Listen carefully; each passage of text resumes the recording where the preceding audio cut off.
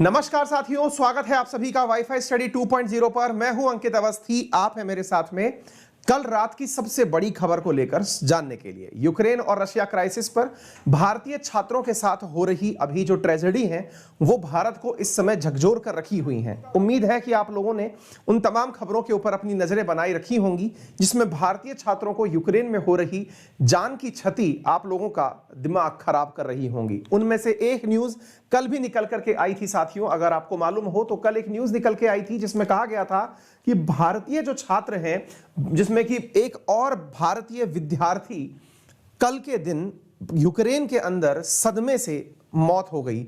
अब ऐसी स्थिति में भारत के विद्यार्थी की कुछ ही दिनों पहले मैंने आपको बताया भी था कि एक भारतीय छात्र की, जिसका नाम नवीन था, उसकी मौत हुई थी। उसके बाद में आपने फिर एक पंजाब के विद्यार्थी की यूक्रेन में मौत की खबर सुनी। इन तमाम खबरों के बीच में भारतीय प्रधानमंत्री नरेंद्र मोदी जी के द्वारा कल रात को 11:30 बजे पुतिन साहब से फोन पर बातचीत की गई। अब उस बातचीत में क्या हुआ, आज के सेशन में हम उसी बारे में आपसे चर्चा करेंगे कि भारत के प्रधानमंत्री को रूस के राष्ट्रपति ने क्या आश्वासन दिया, क्योंकि जिस प्रकार की खबरें इन दिनों आ रही हैं उससे संपूर्ण देश व्यथित है। इसी बीच में आप ये देख सकते हैं, कल रात 11:30 बजे की न्यूज है जिसमें आप यहां पर देख सकते हैं कि प्रधानमंत्री नरेंद्र मोदी जी ने पुतिन से बातचीत करी और कहा कि हम अपने भारतीय विद्यार्थियों का वहां से सेफ इवैक्यूएशन चाहते हैं। यानी कि आप जिस जगह अटैक कर रहे हैं वहां पर फंसे हुए भारतीय विद्यार्थी वहां से सुरक्षित निकाल दिए जाएं, ये हम आपसे चाहते हैं। ऐसी बात में फिर आगे क्या हुआ, तो आइए पुतिन साहब ने जो कहा वो जानकारी आपके सामने होनी चाहिए। पुतिन साहब ने कहा कि हम आपके विद्यार्थियों को सुरक्षित घर छोड़ने के लिए भी जिम्मेदार हैं। अगर चाहे भारत तो हम अपनी फ्लाइट में बिठा करके भी वहां छोड़ सकते हैं। मुद्दा यह है कि यूक्रेन की सेना भारतीय विद्यार्थियों को ह्यूमन शील्ड बनाकर अपने बचाव में यूज कर रही है।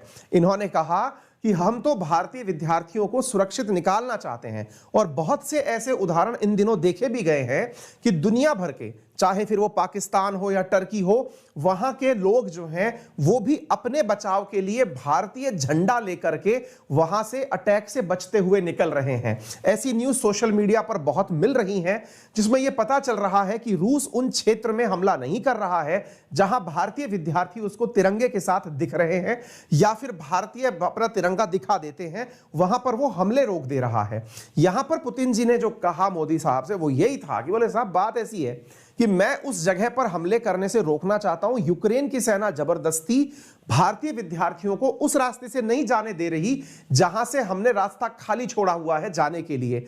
बाकायदा वो कन्फ्लिक्ट प्रोन जो एरिया है वहां से भारतीय छात्रों को निकालना चाहती है ताकि उनकी एवज में वो खुद की बचाव सुनिश्चित कर सकें।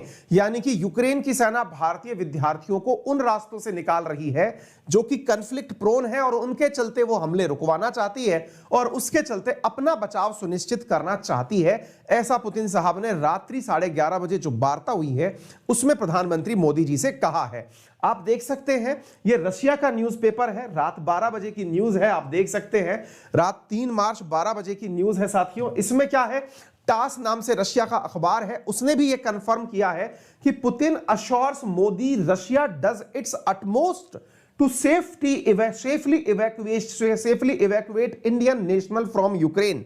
यानी कि यूक्रेन में फंसे हुए भारतीयों को निकालने के लिए रशिया हर संभव प्रयास करेगा।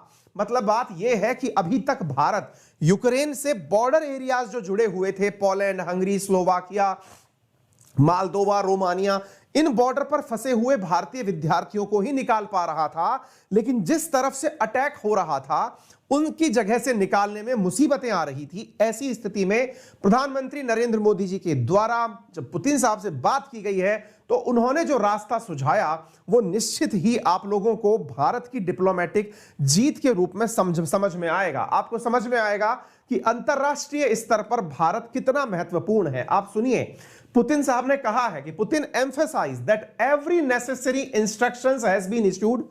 मैंने अपनी सेना को सारे के सारे निर्देश दे दिए हैं and Russian service members are doing their utmost to ensure safe evacuation of Indian national from zone of hostilities and they are return home, ऐसा राष्ट्रपति ने कहा है।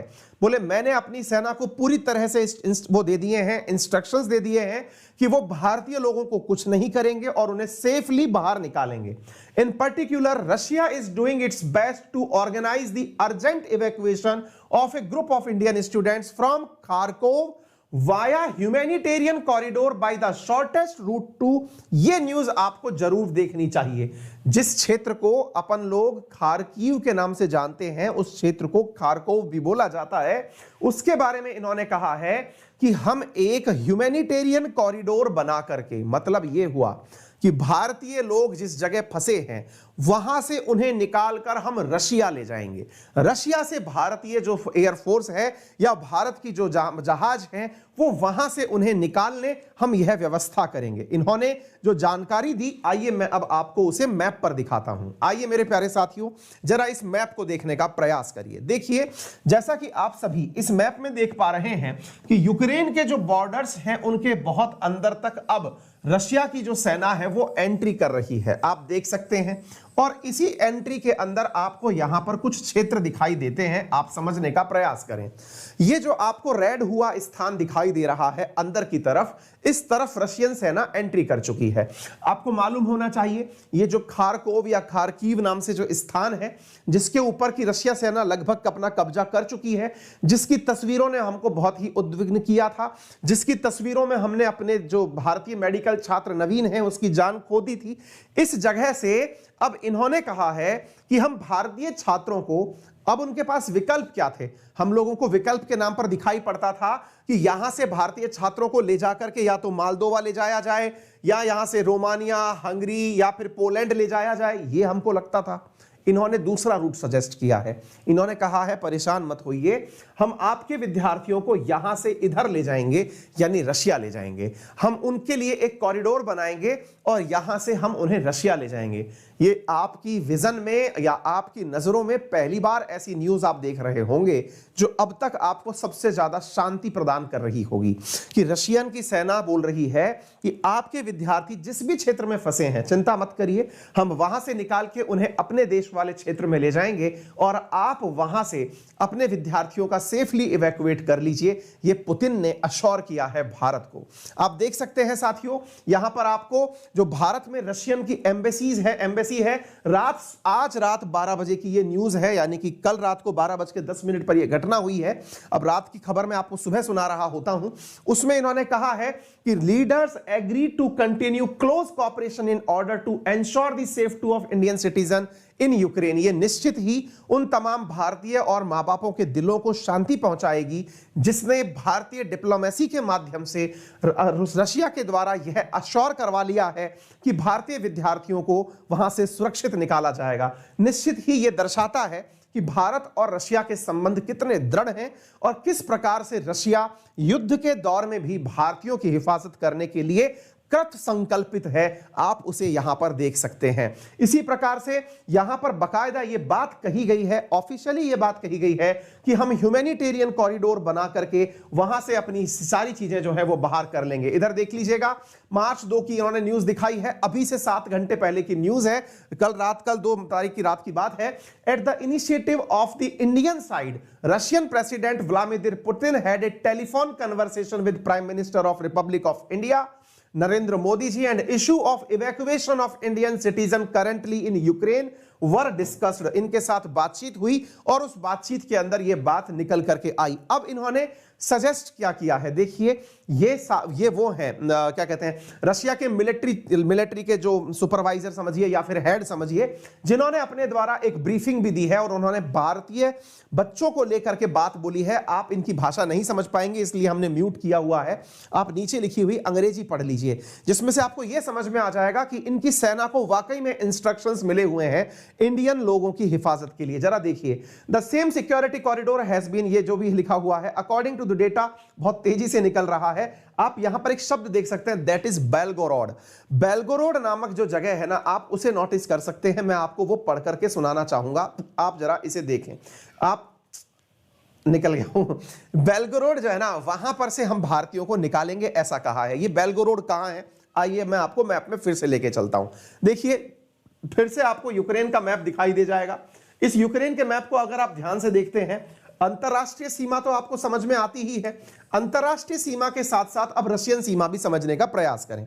फिर से याद दिलाता हूं, देखिए इस खार्किव रीजन, खारकोव रीजन, जिसको भी आप जिस नाम से जानते हैं, इस खार्किव रीजन के अंदर ही हुए ब्लास्ट में भारतीय छात्र की जान गई थी। यहां पर बहुत ज्यादा भारतीय परेशान चल रहे हैं। ऐसी स्थिति में इन्होंने कहा है कि हम इस बेलगोरोड नामक स्थान पर, जो कि रशिया वाली साइड है, इधर देखिए मेरे प्यारे साथियों, खार्किव वाले रीजन से बेलगोरोड जो कि रशिया वाले रास्ते में है, हम यहां से भारतीय छात्रों को निकालकर इधर ले जाएंगे और यहां से भारतीय जो सेना है या भारत के जो विमान है वो अपने विद्यार्थियों को लेकर आ सकती है। निश्चित ही आज सुबह की यह खबर आपके उन सभी जानने वालों को या तमाम भारतीयों को शांति प्रदान करेगी, मन में संतुष्टि प्रदान करेगी कि रशिया इंटेंशनली हमें टारगेट नहीं करने देगा और साथ में वो हमारी हिफाजत भी सुनिश्चित करेगा। ऐसा हमारे राष्ट्र अध्यक्ष ने पुतिन से बात करके कंफर्म कर लिया है। ठीक इसी प्रकार से मेरे प्यारे साथियों, यहां पर नीचे की तरफ अगर आप देखें तो जिन भी क्षेत्रों में किसी भी प्रकार की कोई भी दिक्कत चल रही है, वहां पर यह अश्योरेंस मिल चुका है कि जहां से भी संभव होगा भारतीय लोगों को निकालने के प्रयास किए जाएंगे। इसी बीच में अन्य जानकारियां जो अपडेट के रूप में मिलती हैं वो भी प्राप्त कर लीजिए। युद्ध का अब 8वां दिन शुरू हो चुका है। रूस ने कीव के सेंट्रल रेलवे स्टेशन को उड़ा दिया है, खरसोन पर कब्जा कर लिया है और बेलारूस में इस समय शांति वार्ता चल रही है पोलैंड के बॉर्डर पर। इसी प्रकार से जो और जानकारियां निकल रही हैं उसमें यह है कि सदर्न सिटी खरसोन करके जो स्थान है उस पर यूक्रेन के ऑफिशियल्स ने कंफर्म कर दिया है कि रशिया का कब्जा हो चुका है। यह न्यूज भी अभी से कुछ ही मिनट पहले की है, सुबह 7:30 बजे की न्यूज है, जिसमें यह जानकारी निकल करके आ रही है कि साहब खरसोन नामक स्थान के ऊपर, जो कि यूक्रेन का स्थान है, उस पर रशिया का कब्जा हो चुका है। यह खरसोन कहां है? आज सुबह 7:30 बजे की न्यूज है, जिसे आप जान रहे हैं, एकदम अपडेटेड खबर है। और यह खरसोन जो है यह ब्लैक सी से लगी हुई जगह है। मेरे प्यारे साथियों, खरसोन वो जगह है जिसे कि यूक्रेन का एक प्रकार से ब्लैक सी के अंदर पोर्ट समझा जाता है। यूं समझिए कि खरसोन भारत के मुंबई के समान है। जिस प्रकार से मुंबई से हम अपना बहुत सारा सामान एक्सपोर्ट करते हैं, ऐसे ही खरसोन नामक स्थान से जो है ये यूक्रेन जो है ये दुनिया भर को अपना सामान एक्सपोर्ट करता है। खरसोन पर रशिया का कब्जा हो चुका है। दैट मीन्स कि अब यूक्रेन एक प्रकार से लैंडलॉक देश होकर रह जाएगा, क्योंकि ऑलरेडी ओडिशा वाले क्षेत्र के ऊपर तो पहले ही घमासान मचा हुआ है। क्रीमिया ऑलरेडी कब्जे में जा चुका है। अब कुछ ही स्थान ऐसे बचे हैं जो कि यूक्रेन को ओपन वे देते हैं। यहां पर आप देख सकते हैं और अपडेट जो आज ताजा के निकल के आ रहे हैं। आज सुबह 3:30 बजे की खबर है कि वर्ल्ड बैंक ने रशिया के जितने भी प्रोजेक्ट हैं या बेलारूस के जितने भी प्रोजेक्ट हैं उसमें फाइनेंस करने से हॉल्ट लगा दिया है, यानी कि ये उसको फंडिंग नहीं करेगा, इन्होंने ये कह दिया है। इसके अलावा और कौन सी खबर बनी अंतरराष्ट्रीय स्तर पर यूक्रेन से संबंधित, वो भी जान लीजिए। यूनाइटेड नेशंस के अंदर यूक्रेन के ऊपर हो रहे इन्वेजन या आक्रमण पर रशिया के खिलाफ वोटिंग करने के लिए दुनिया के देश इकट्ठे हुए। उन दुनिया के देशों में वोटिंग हुई और वोटिंग के अंदर 141 देशों ने रशिया को निंदा किया। निंदा करने का मतलब है कि रशिया का विरोध किया। यह कहा कि यूक्रेन पर हो रहा जो इनका प्रहार है वो गलत है, ह्यूमैनिटेरियन आधार पर हम उसका सेंसर करते हैं, यानी कि निंदा करते हैं। निंदा प्रस्ताव में जो इसके एकदम निंदा प्रस्ताव के खिलाफ गया, उन देशों में स्वाभाविक है कि रशिया का नाम होगा, बेलारूस का नाम होगा, लेकिन जो नाम सबको चौंका रहा था वो था नॉर्थ कोरिया। जी हां साथियों, इनके फेवर में जो 141 लोग हैं वो तो स्वाभाविक है कि अमेरिका की डिप्लोमेसी के तहत वो लोग साथ में उतर के आ गए हैं जिन्होंने अमेरिका के समर्थन में रहते हुए रशिया के कदम का विरोध किया। लेकिन जो रशिया के कदम को सही ठहरा रहे हैं उनमें 5 देश आपको जरूर जानने चाहिए और ये बदलती हुई डायनामिक्स को समझाते हैं। रशिया का समर्थन जिन्होंने पब्लिकली किया है उसमें नंबर 1 पर तो स्वतः रशिया है ही, दूसरा बेलारूस होगा ही, ये समझ में आता है। इसके अलावा 3 देश जो चौंका सकते हैं उनमें नंबर 1 है नॉर्थ कोरिया, जिसने कि रशिया का समर्थन किया है कि हम उसके इस युद्ध को सही ठहराते हैं। इसी प्रकार से सीरिया जो कि खुद आईसिस के हमलों से बहुत पीड़ित रहा, जिसके अंदर असद की सरकार है, वो इसको सही ठहराता है और इसके साथ साथ इरिट्रिया ये अपने आप से इस युद्ध को सही ठहराता है। यानी ये 5 देश रशिया के समर्थन में, यानी कि रशिया प्लस 4 देश समर्थन में है। आप पूछेंगे भारत ने क्या किया? भारत, चीन और हमारी होड़ाहोड़ पाकिस्तान, क्योंकि उसको समझ में आ गया कहीं और चले गए तो मारे जाएंगे, इन्होंने वोटिंग से एब्सटेन किया है। एब्सटेन करने का मतलब अगेन हमने कहा है कि हम दोनों की तरफ से कुछ नहीं बोलेंगे, हम युद्ध में किसी का पक्ष नहीं लेंगे। इसका अर्थ यह है ना तो हम निंदा करेंगे ना हम प्रशंसा करेंगे, हमारा अपना स्टैंड है कि बातचीत से बातें सुलझाई जा सकती हैं तो सुलझाएं। और भारत लंबे समय से इसी प्रकार की गतिविधि बना रहा है। यानी वोटिंग में हिस्सा जिन्होंने नहीं लिया वो भारत, चीन और पाकिस्तान जैसे देश उसमें शामिल हैं, जिनकी वजह से एक तरह से यह समझिए कि इनके समर्थन में कम वोट प्राप्त हुए हैं। ठीक है, तो इसका रशिया ने समर्थन ही किया है, धन्यवाद ही दिया है। जब यह वोटिंग हो गई तो व्लादिमीर जेलेंस्की ने इस वोटिंग को अपने ट्विटर हैंडल से शेयर करते हुए बताया कि देखो दुनिया वालों, कितना अच्छे से लोग हमारे साथ जुड़े हुए हैं। लेकिन आप जानना चाहेंगे कि यूएन में हुई इस वोटिंग का फर्क क्या पड़ेगा, तो जान लीजिए कि इस रेजोल्यूशन के पास होने से यह न्यूज आपको पढ़ लेनी चाहिए, और वो ये है कि यह रेजोल्यूशन कोई लीगल बाइंडिंग नहीं है। लीगल बाइंडिंग का मतलब यह है कि इसकी वजह से किसी भी प्रकार का कोई फर्क नहीं पड़ने वाला है। यूएन के अंदर कोई भी महत्व नहीं निकलेगा, ना ही कोई सेना जाकर के रशिया के खिलाफ चढ़ाई कर पाएगी, कुछ भी नहीं होने वाला है।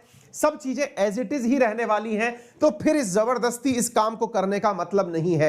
एक प्रकार से समझ लीजिए कि ये टूथलेस टाइगर की तरह बिहेव कर रहा है। यूनाइटेड नेशन केवल निंदा कर सकता है, इसके अलावा कुछ कर नहीं पा रहा है। इसके अलावा भारत से जुड़ी हुई खबरों के बारे में मैं बता दूं कि इंडियन एयरफोर्स का C-17 एयरक्राफ्ट अभी सुबह सुबह 208 पैसेंजर्स को लेकर के हिंडन एयरबेस पर उतर चुका है, जो कि पोलैंड से आकर के पहुंचा है। C-17 ग्लोब मास्टर जो है वो 3 ग्लोब मास्टर उतर के आ चुके हैं। 628 छात्र जो हैं वो भारत के बाकी क्षेत्रों से निकाल करके लाए जा रहे हैं। रोमानिया, हंगरी और पोलैंड से भी लगातार फ्लाइट्स आ रही हैं। लगातार भारतीय छात्रों को लाए जाने की खबरें